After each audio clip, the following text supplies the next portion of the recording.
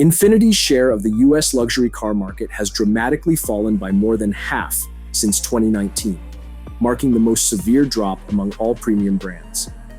Currently, Infiniti's 197 dealerships are selling about only 24 new vehicles per month on average, according to a recent report by Hague Partners. This sales volume is insufficient for many dealers to justify the costs of maintaining standalone locations. Alan Hague, president of Hague Partners, explained, "If you're selling 24 new units a month, it's difficult to cover the mortgage and salaries.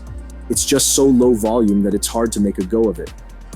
To improve financial viability, Infiniti is allowing some dealers to forego their exclusive glass and steel buildings to share facilities with Nissan stores. This strategy of co-locating with Nissan helps reduce overhead by combining back-office functions and service operations, which may enhance sales per location and improve profitability. From January to September, Infiniti's sales plummeted 52% from the levels seen before the pandemic. During the first 9 months of the year, Infiniti captured just 2.8% of the luxury market. Automotive News provided financial data showing that, on average, Infiniti dealerships incurred a net loss of $79,581 in the first 9 months of 2024, a stark contrast to a profit of $421,169 in the same period a year earlier. Dealership return on sales also declined, falling to negative 0.3% from 1.3% in 2023. Historically, Infiniti's challenges can be traced back to its inception in 1990, the same year Lexus was launched. Infiniti began on a shaky footing with its Q45 model, a grille-free, no-nonsense luxury sedan that lacked traditional luxury elements such as wood trim and plush leather, which were favored by American consumers at the time. Unlike Lexus, which invested heavily in creating a new vehicle for the US luxury market, Infiniti adapted an existing model, the Nissan President, for American consumers. This approach did not resonate well, and Infiniti's marketing strategy, which included commercials that did not show the car itself, failed to attract the image-conscious luxury car buyer. The launch campaign for Infiniti is often remembered for its ambiguity and lack of focus on the cars themselves.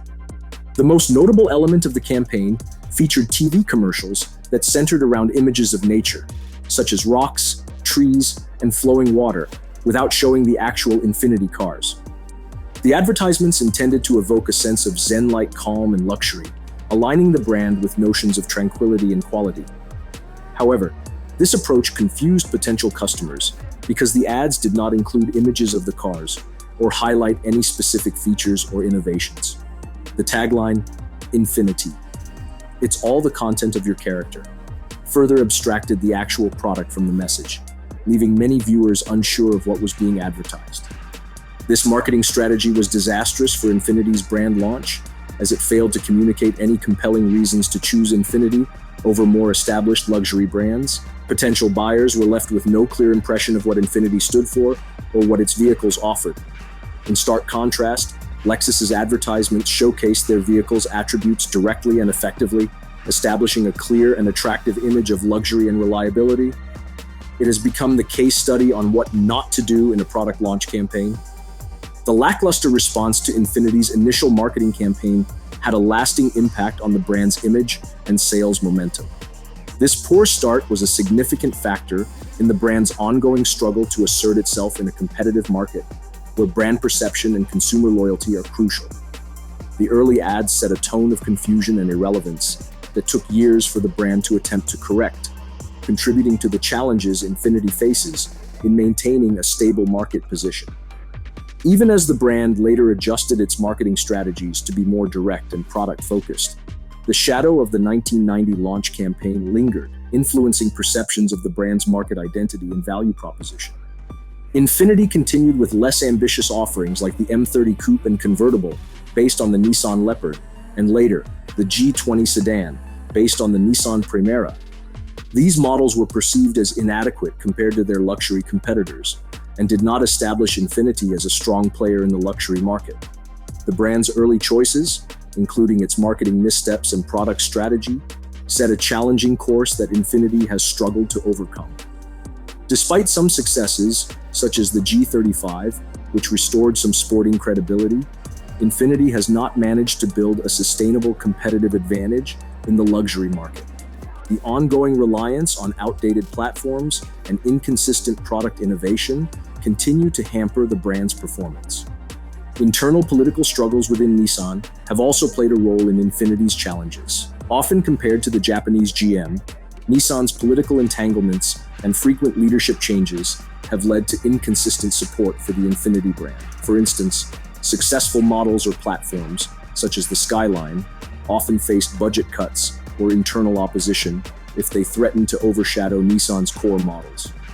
This environment of competing priorities and limited focus on long-term brand development hindered Infiniti's ability to compete effectively in the high-stakes luxury market, leading to a prolonged reliance on outdated platforms and an inconsistent product strategy that struggled to resonate with luxury car buyers. One dealership owner revealed he has lost multiple millions of dollars since opening his Infiniti store and is contemplating consolidation. Without approval for consolidation, he might consider ending his franchise agreement. He stated, "I'll lose around $600,000 to $900,000 this year, but I know guys with big stores who will lose $2 million to $3 million." He noted that consolidation could allow for significant cost reductions, including eliminating positions like a service advisor, a parts employee, a lot attendant, and a sales manager, potentially saving about $50,000 a month in salaries. If you could merge the fixed operations and eliminate much of the variable and fixed overhead, it might be more economical to continue paying on the empty Infiniti building until you figure out what else you could use it for, he added. He expressed doubt about Infiniti's ability to survive as a standalone brand, except in a few major metropolitan areas, unless it expands its model lineup and boosts market interest. QX80 is nice, he remarked, but how many 100,000 QX80s are you going to sell? In the US, most Infiniti dealerships are standalone operations, though about 43% of them also own at least one Nissan dealership. Infiniti is reportedly approving consolidations on a case-by-case basis, particularly in competitive markets where it cannot afford to lose brand presence. "It's something that they will consider, but are not advertising," said one person familiar with the situation, who preferred to remain anonymous. Infiniti has not disclosed the level of interest it has received for co-location, but has stated that various factors are considered in its evaluations. "Our evaluation, first and foremost, prioritizes the health of the retailer and the Infiniti business," explained Steve Millett, Vice President of Dealer Network Development at Nissan North America. "Additionally, we consider expected sales, the cost and availability of automotive real estate, and the size of the existing facilities, among other factors." Despite the potential for co-location, Infiniti insists that $100,000 QX80 SUVs will not be sold alongside $20,000 Nissan Versas without maintaining distinct customer touchpoints. The brand requires separate entrances, showrooms, service lounges, and distinct sales and service teams for each brand. "The customer touchpoints must be distinct between the brands," stated a source. Infiniti emphasized that combined stores would continue to offer a luxury customer experience. Infiniti has a long history of providing a thoughtful and anticipatory client experience, which will continue in cross-branded stores, said Craig Keyes, Vice President of the Infiniti Americas Group. This culture of luxury client service will be embedded throughout the operations and supported and inspired by retailers.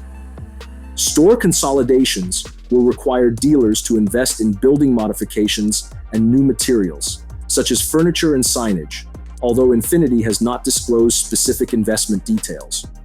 This is going to be a tough ask for dealerships already bleeding money, and without any clear hope from Infiniti how it is going to revive its anemic model lineup that torpedoed Infiniti's US dealerships thus far. Only time will tell if Infiniti can survive this identity crisis. We will continue to monitor this breaking development. Have you owned or are currently owned an Infiniti? Let us know in the comments below, and check out our other videos related to the auto industry. This is Kevin Liu for Todo Machina. Thanks for watching.